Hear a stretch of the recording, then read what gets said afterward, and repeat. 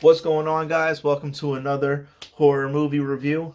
Today I will be going over the 2022 movie Blood Relatives. Now, this movie, when I first seen it, when it popped up on one of my websites, I was a little taken back because vampire movies are really a hit or miss. It really just doesn't, you don't know where you're going to get with it. Is it going to be an intense one? Is it going to be a comedy?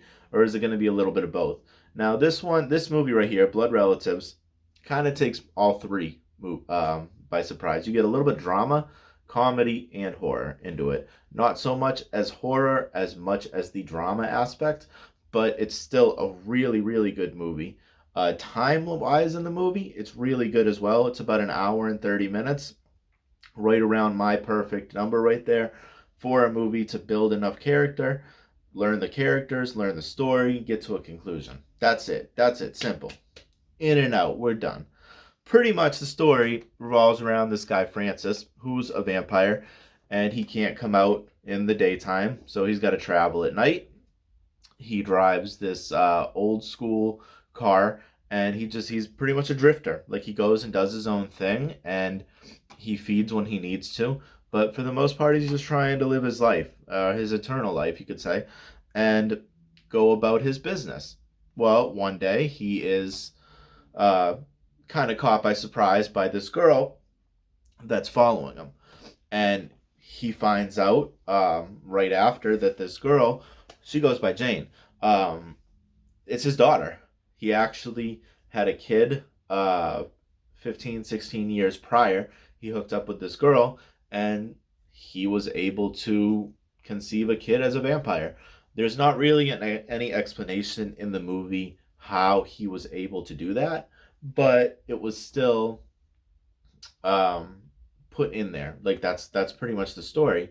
So she wants to learn about him. She wants to get to know him because, I mean, this is the guy that gave birth to her.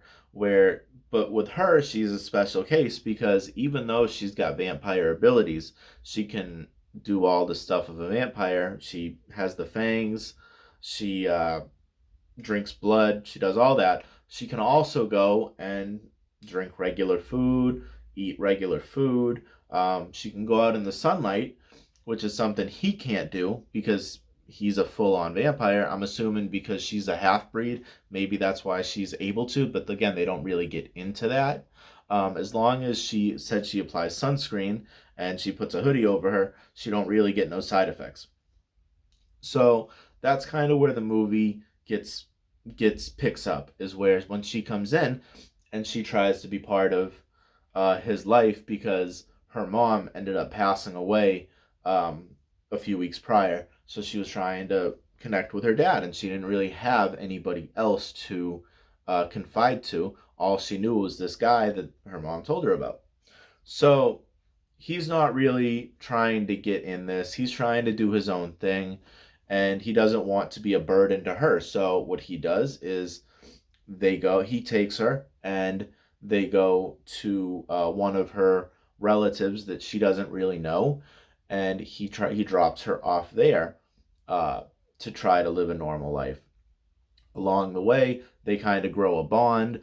Um, they start, he starts telling her a little bit about his life. She starts snooping into his life. She goes looking through his car, finding old photographs of him before he was a vampire. Has old pictures of him in Germany. Now, these pictures, they look like they would be the 30s or 40s. So he's roughly 100 something years old, 100-year-old vampire or whatever. And so he's in that ballpark. So learning little bits about each other, it was a pretty interesting dynamic. So they go, and he drops her off. She immediately regrets it. She hates it. She doesn't like the town that she's in. She ends up finding a couple people are that people her age, and they hang out, and they're three boys. Now, one of the boys tries to take advantage of her. They're all out at night smoking, except her. She's not smoking. She said she's got a high tolerance. So that makes me think that even though she can do some human things, she can't do every human thing, because even after she smoked a little bit just to make them happy, she didn't have any side effects. So one of the boys tries to hit on her and take advantage of her. She ends up going off, turning red, and just sees red and kills all of them. Now, at this same moment, the dad is having regret because he left the girl again. So he goes to his one confidant that has actually known him for 60 something years and tries to talk to her and says, "What do I do?" The girl, who's now an older lady, I would say she looks like she was in her 70s or 80s, says, "You got an opportunity for something special, and you want to be part of this. You need to be part of this girl's life."